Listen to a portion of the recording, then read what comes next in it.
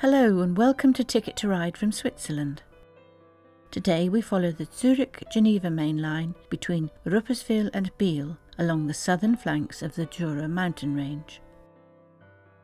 Along the way we pass through incredibly busy Olten station, where our east to west line is crossed by the north to south line, Basel to Bern. Then we pass through Solothurn on our way to Biel, by a westbound intercity.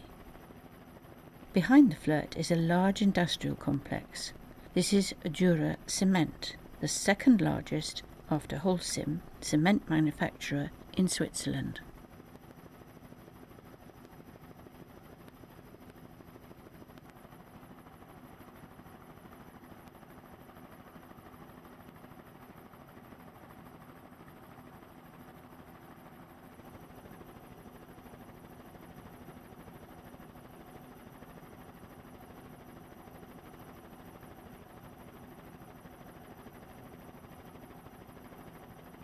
Freight traffic between Zurich and Olten can be routed either via the Heitersberg Tunnel and Oensingen or via Brugg AG. This SBB cargo wagon load has taken the latter route, which is busier but shorter. The blue Vascosa tank cars in the centre of the train are for the transport of chlorine, a very hazardous material. Vista, the Swiss equivalent of Sweden's IKEA. The company uses the SBB Cargo Domino intermodal system to link factory, warehouse and store. Here the intermodal units have been placed at the warehouse on rail wagons, just as if they were classic rail vans. The intermodal units can be unloaded to truck, here or elsewhere on the network, at a convenient siding and delivered to store without unnecessary double handling. The train departing is for ambient food products from the bakery and pasta division.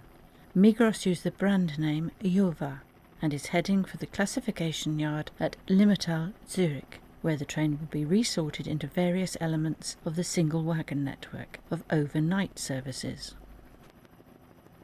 By 4 a.m. the next morning, wagons will be anywhere in the country, from Bern to Basel, Bellinzona to Biel.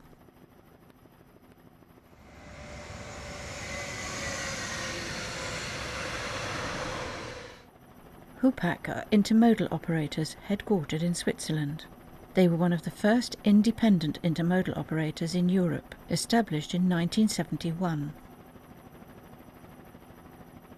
HUPAC has always been strong in the north-south intermodal market, and this remains true, Benelux to Italy being their core business, with Swiss Transit their speciality. Compared with, say, the DB intermodal terminal at Weil am Rhein, just north of Basel, which performs a similar task, HUPAC Aarau is modest in size, and yet it's capable of handling bottom lift units as well as top lift maritime boxes. The spreader legs used to unload swap bodies and semi-trailers are tricky to master. The operator is some distance from the latches that secure the load, and the ones at the back are invisible from the cab.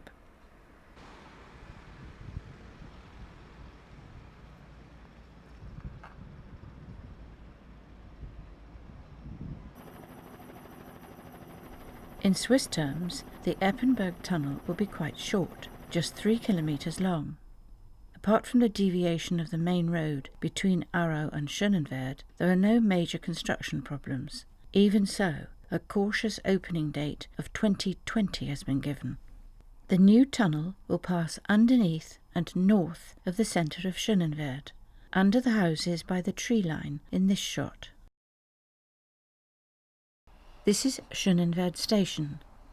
2 trains an hour stop here in both directions, and there are no loops to hold them or allow other trains to pass. It might have been possible to squeeze in a third track, but the local population wanted a tunnel, and a tunnel they will get.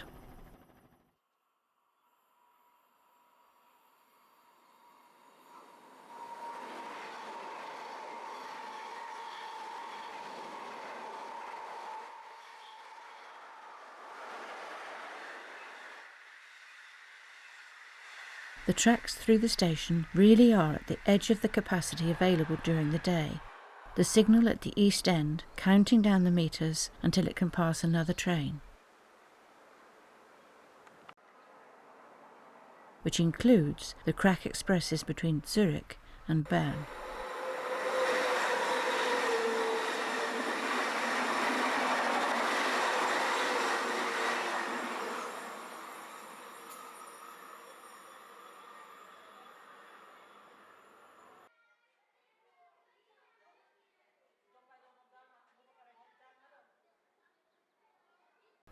To win capacity for freights during the day, the operators have to eke out space by using the bidirectional signalling available on the route. But any small error can cause a delay that rapidly spreads to an already congested Olten.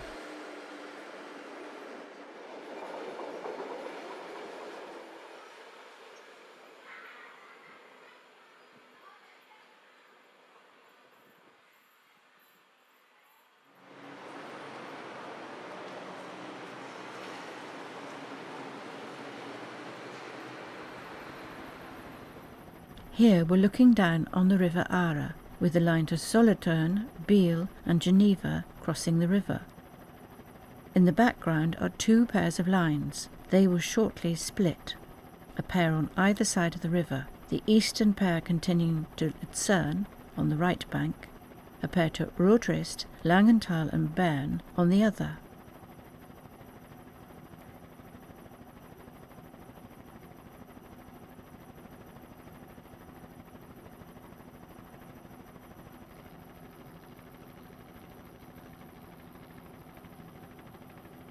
Crossing the river is an ICN unit from Biel and Geneva, while above is an intercity from Bern.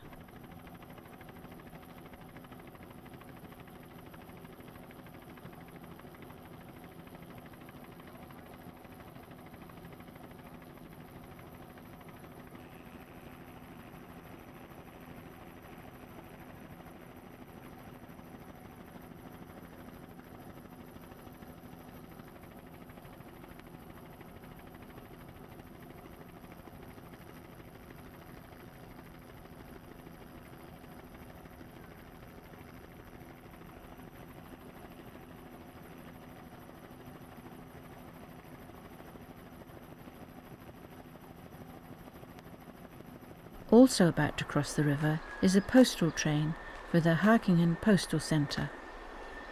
The two white intermodal units are cool chain boxes for fast food restaurant McDonald's, who have a food preparation factory nearby.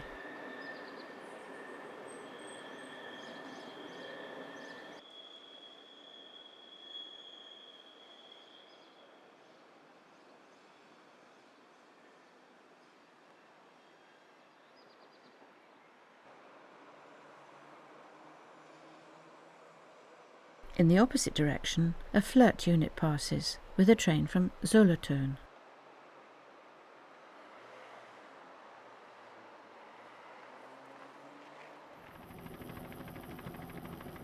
This is a huge facility, a logistics centre built around the use of rail transport to link suppliers with stores via a network of local distribution hubs covering the whole country. On the site, Migros have two shunters, one in use, one on standby, and capacity to hold 250 wagons at a time.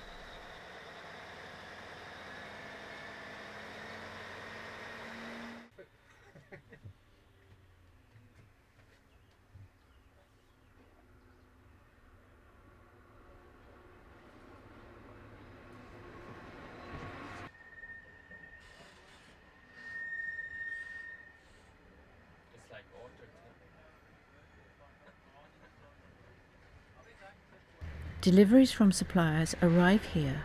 Some products are cross-docked to outgoing trains to distribution centres, while some are simply redirected without more ado.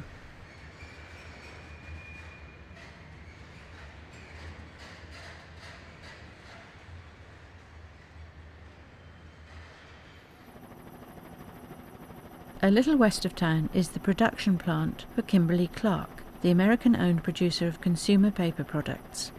Here they make toilet paper and kitchen wipes. Products such as nappies are made in France and Italy. Kimberly Clarke is a major supplier to Migros. Despite the Migros warehouse being only 7 kilometres distant, product is dispatched by rail. Because paper products are used in large volumes, the preferred method of operation is to load a rail wagon with product for just one regional distribution centre. This way, on arrival at Migros Central Warehouse, just up the line, all that changes is the paperwork. The complete wagon is added to a string of wagons for the same destination, and away it goes.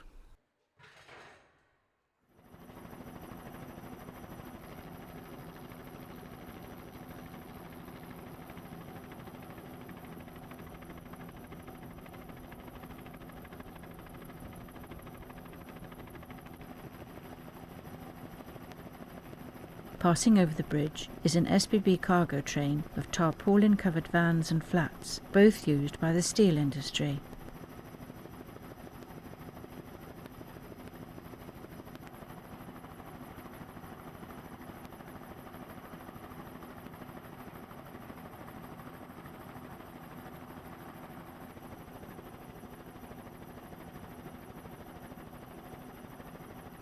The freight is passed by a flirt on a local service to Solothurn, the only service to stop at Wangen.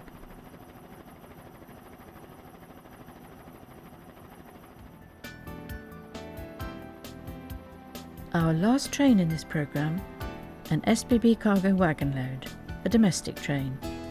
A train of sliding wall vans, swap bodies and tank cars, heading east towards Biel.